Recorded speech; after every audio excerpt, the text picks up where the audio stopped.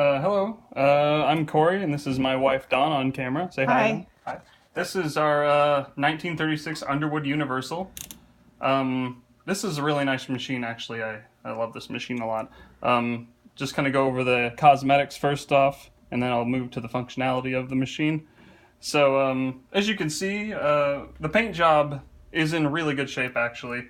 It doesn't have that many discernible scratches or flaws, per se. There aren't any big chunks missing on any side. So as you can see, this side is in really good shape. So is the other side.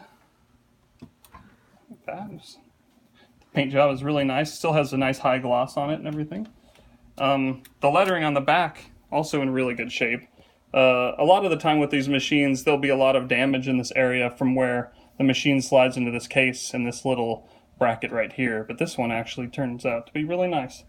So that's a definite plus. Like I said in the description, the one discernible flaw I would note is right here, and the Underwood lettering on the top. There's a little bit of flaking right here on the U and the N. But besides that, actually really good. Both the spool covers are here, which is a huge plus, because these get lost all the time, and if you lose them, they're really, really hard to find. A lot of the time you have to have them 3D printed. So the way that these come off is one side clips in and the other side pivots. So you just kind of squeeze a little bit and then they come off. And underneath is the ribbon. And the way you put them back on is you put the right side back in that little pivoting spot and just pop it back in. And that's how they come off and go back on. And they have a little Underwood logo etched in the top, the U. It's really cool. So I really like that a lot. As far as the functionality goes, I'll kind of go over some of the functions so you can see how everything works. I'll start at the back. If you go to the back here, the margin positioners right here are in good shape and they slide in both directions and lock in correctly. So those are nice. You just kind of push on them and then they release them to lock back in. The platen, which is the big rubber roller, is in good shape. It is a little bit hard, which isn't uncommon with machines that are this old. But there aren't any flat spots or cracks of any kind. So the paper feeds very well. The small rollers are in good shape. The paper goes in no problem. These slide correctly. And that goes into place. That holds the paper down. The line spacing in between lines, this lever right here, you push it over. That works correctly. No problem there. And the adjustment over here works well. The platen rolls and clicks into place correctly. The carriage slides well in both directions. There's a lot of tension, so that's good. And the bell works. It's a very nice bell on this machine, which is always satisfying to listen to. Wait, I gotta get it in place. There it is. Yes. So the bell works nicely.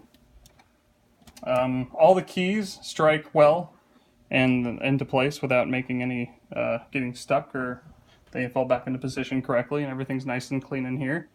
I will type a little bit to show you. I'll show you real quick that backspace also works correctly.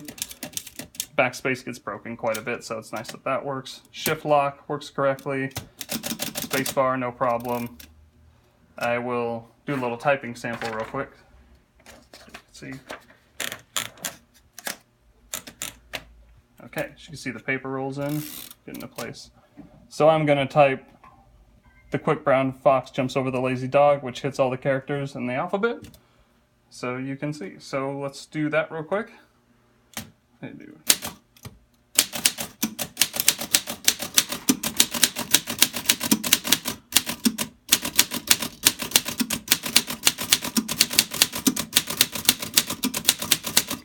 All right, as you can see, there's still quite a bit of life left in the ribbon, and it types really well. It's in really good shape for its age.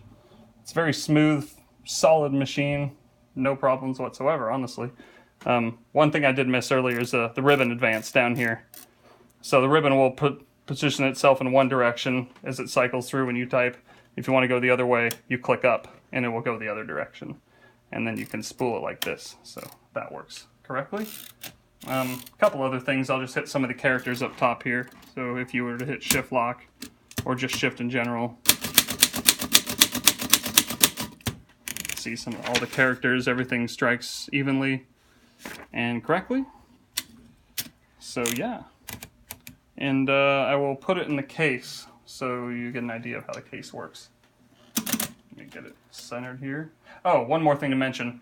This machine, if you look right here, does have an option for the red ribbon. A lot of these ribbons come in two-tone with like red on top or bottom.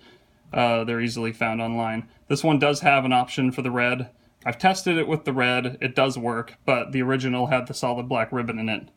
So that's what's in there right now. But that is an option and it does work. So, take this out. Bear with me here for a moment. Put this back in the case. Like I said, here's the case. It's in pretty good condition. The handle is in good shape. It's not breaking or anything. The latches are good. These break quite a bit, so the fact that this one's in good shape, it's pretty good.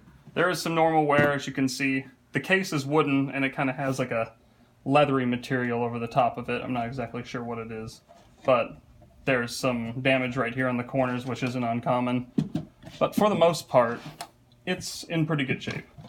Both all the bumpers on the bottom work. These hinges are in good shape. The latch is in pretty good condition.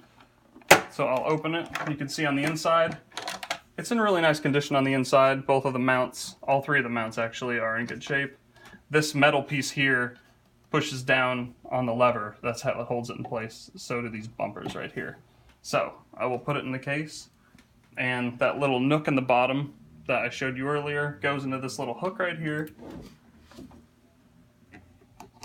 Like that. And then the feet slide into the bottom like so. It's kind of a snug fit. So just like that. And you have to have the carriage centered correctly, get it in there, so you gotta check that out a little bit. That looks good.